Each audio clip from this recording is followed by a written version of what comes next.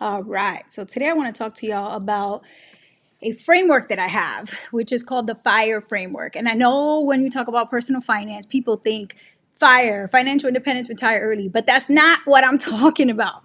My framework is a little bit different and it really focuses on something that's not related to necessarily financial independence, but more so just like how to make sure that what you're doing is not only focused on chasing money, but also doing good in the world. Because I feel like yesterday I got a lot of comments and a lot of like messages from you guys saying, how is it that you put yourself in a position to advance your career in a way where you're actually doing things that you're proud of and that you feel like are making impact? And that is definitely one of the things that I feel really lucky to do. But when I started thinking more about it, and I've shared this framework before, so that's why I thought this framework would be helpful to share.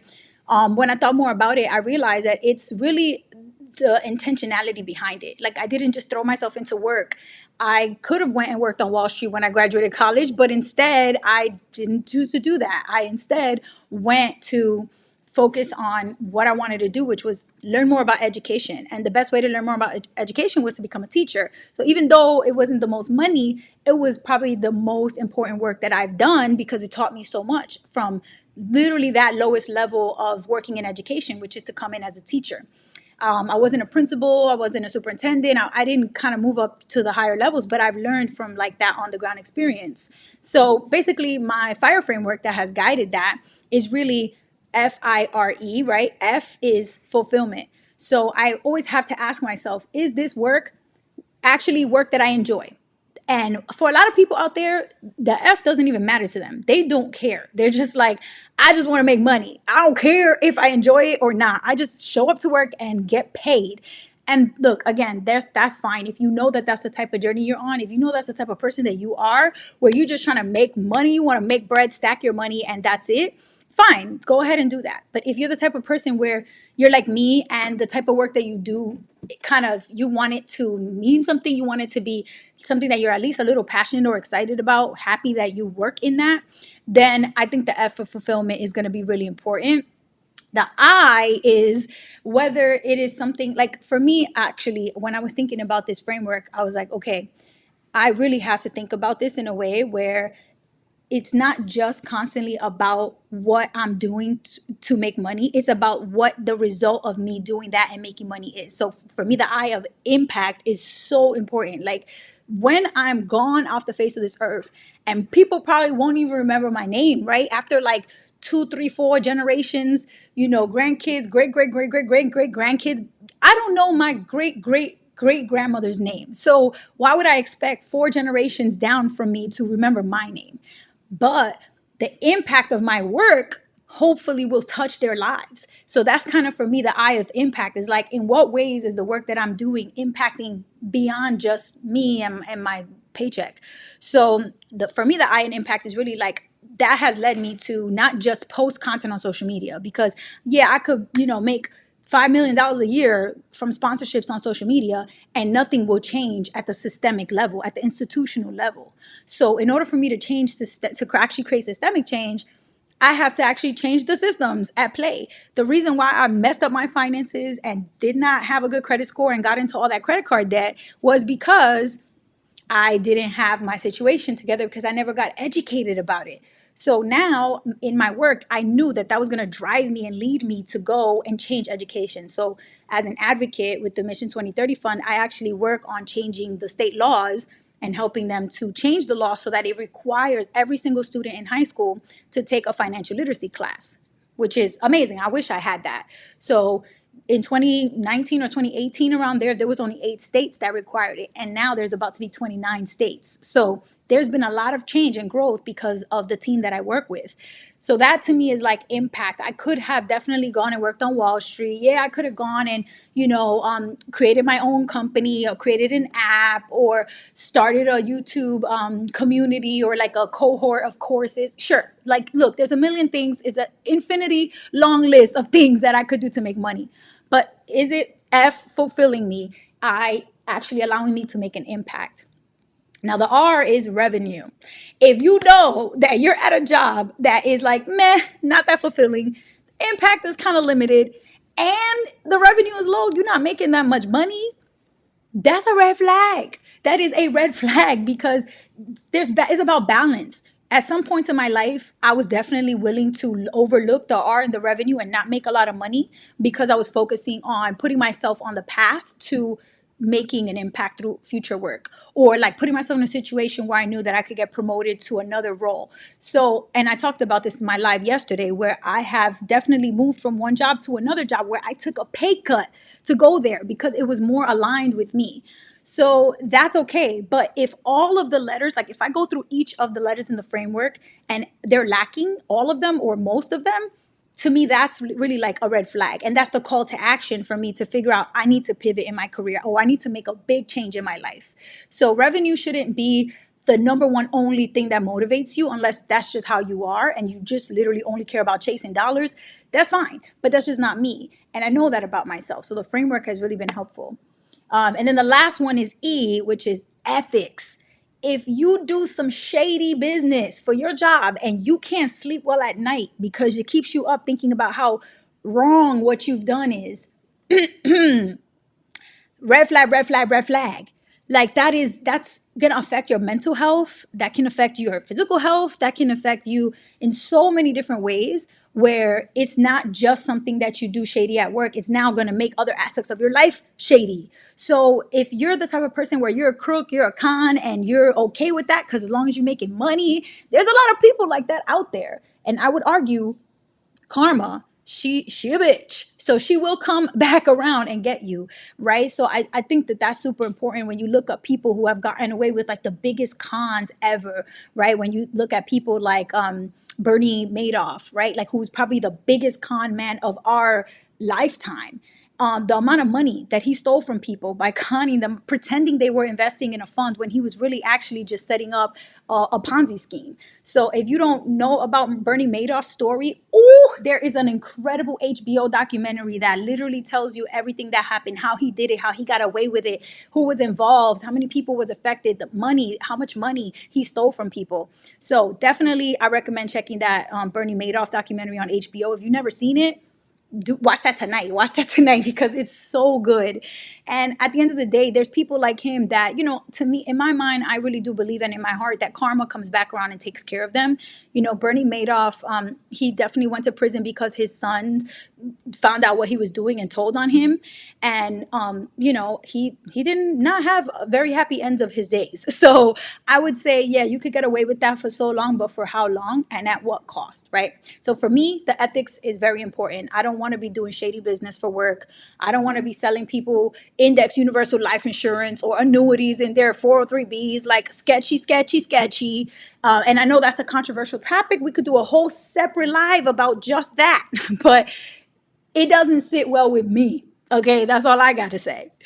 All right, let's see. Awesome. I caught another live stream. Woohoo! Welcome back, Jake Davis.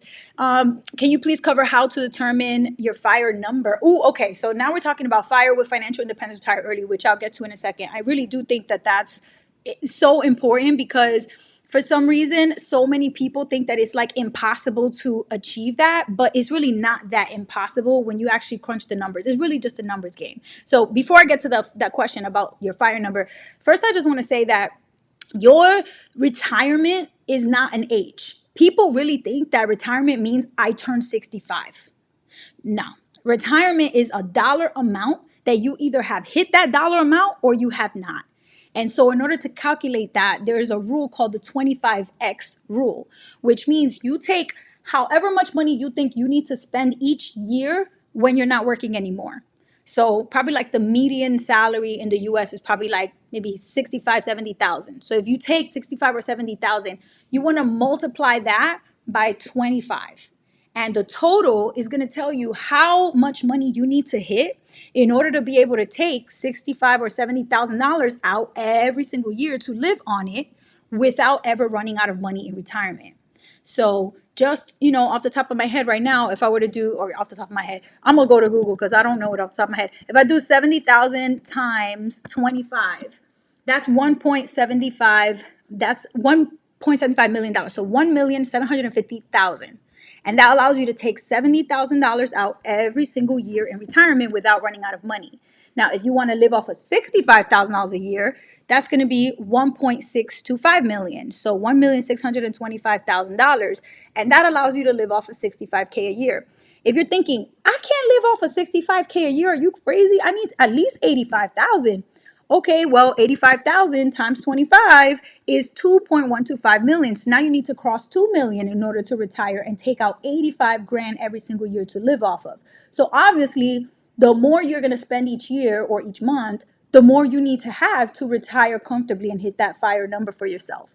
But I would actually look at, what do you really need? When you're in retirement, either you're going to go fat fire and you're going to go spend a lot of money by traveling a lot and spending on nice restaurants and nice lifestyle stuff, or not, right? So I do think if you're going to be more of a chill retired person, where maybe you do like local travel to family and you're just going to be like reading and gardening and doing your little thing, you might not need to cross that 2 million. You might be okay with 65K a year and not 85K a year. But you kind of got to want to think ahead and like plan for, what is my actual lifestyle day to day going to be? And the last thing I'll say, and I know this is probably a little controversial because a lot of people believe that Social Security is not going to be around.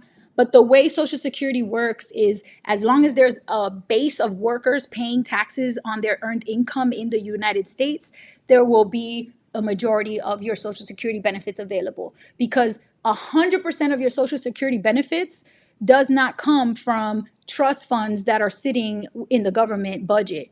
Only 25% comes from that. So when a lot of the controversy broke out around Social Security, we're running out of money in the trust fund. No, even if that money hits zero, that only funds 25% of people's Social Security paycheck. The rest of the Social Security paycheck, 75% of that money, comes from the taxes being paid into the tax system by the workers, American workers that are earning income. And in case you did not know, undocumented immigrants pay taxes in America. Okay, over billions and billions of dollars are paid from tax workers, from taxed income on workers who are not documented in America. So this includes every worker who's paying taxes, not just documented American workers. So all of that money that's being paid into taxes from earned income funds 3/4 of Social Security income. So pretty much the only way I would say that Social Security would go away is if there's no worker base. If literally, and this is actually not, I guess, not that far-fetched, but like if AI took over and like computers run everything and people don't work anymore and there's no workers earning income in this country, then there's no taxes collected, in which case Social Security can't be paid out. That's a dreary, dark vision for the future. I don't think that that's going to happen. I think AI is helping people to get better and faster at what they do. And it's probably definitely going to reduce some of the jobs that people do, but also it's just going to change jobs and create new jobs. Like back in the day, people were scared that email was going to mean that postmen were going to lose their jobs. There's still postmen and postwomen who deliver mail every day now, but people email and also send stuff in the mail. People order stuff online. So I just don't think like it's worth it to spend a whole bunch of time on that dreary, negative, depressing vision of the future. Instead, like tune into what's happening with AI, learn how to use it to do your job or your passion even better and get faster and better so you can compete in whatever it is that you're doing. And then, that's pretty much the best way to position yourself, I would say. 25X rule. Yes, definitely got that. I recommend putting that into a shorts. Boom. I'm gonna make a short. Actually, I'm not gonna make the short. I'm gonna use AI to cut my video into shorts and turn that one into a 25X short right there. Are you streaming on IG? No, I'm not streaming on IG right now because I need to figure this out. But basically, when I go on the streaming software that I'm using, which is Ecamm, there is a feature where I have to get a stream key and put it into Instagram. And I did that. But for some reason, it's the go live button for Instagram is just not clickable for me right now. So I'm gonna figure that out. And when we get that right, we will be live on Instagram. I'm trying to just make sure that these lives are live on all platforms. So like if you follow me on Substack, if you follow me on YouTube, if you follow me on Facebook, if you follow me on Instagram, that you'll be able to see it live really no matter what your favorite platform is. If you pop onto whatever platform, that you'll be able to tune in. So hopefully I'll figure that out. And when I do, you'll know because you'll see me live on Instagram. Okay, so Jay Davis, thank you for your question. I would definitely get onto Instagram as soon as I figure that out with Ecamm. And that is pretty much all I have time for today because it is about to be 4 p.m. Eastern and I have to catch a flight to Atlanta because I'm going to be doing a teacher training workshop tomorrow with NGPF. So we have probably about 30, 40 teachers who registered to come and do a training so they can understand what like the new changes are because Georgia is one of the states that recently required financial literacy to be taught in high schools. So a lot of new teachers that are coming in need to understand, okay, how do I teach the course? What do I have to teach in this class? So we're going to show them the Georgia standards for financial literacy. We're going to show them all the resources that we have through NGPF, the lessons, the homework assignments, the exams, all the videos and games that they can use to teach the class.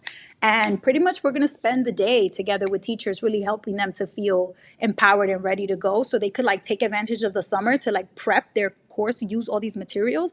And then when the fall comes and the new semester starts, like boom, they could hit the ground running. So I'll probably post a little bit on my social, probably on Insta and Facebook, a little bit about that work with NGPF.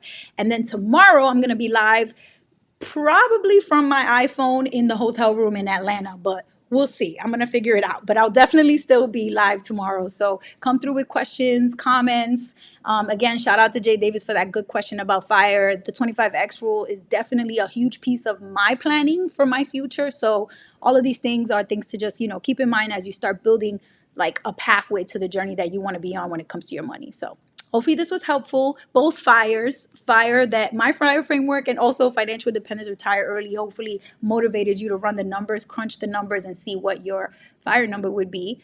And if you're on track to reach that, maybe in the next 5, 10, 15, 20, even if it's 25 years, that's whatever your timeline is. I just don't want people to think that retirement is age 65. Nah, we need to cut that out. Retirement is a number of dollars. And once you hit that, you can retire comfortably. So all right, y'all. Peace out. Thank you. Safe travels to Atlanta. Thank you. I'm going to be live again tomorrow, probably in the night. Usually, I think I'll be back at the hotel room like 6:30 or 7 p.m. Eastern. So I'll get on live then. And yeah, I'll see y'all then. Till next time. Peace.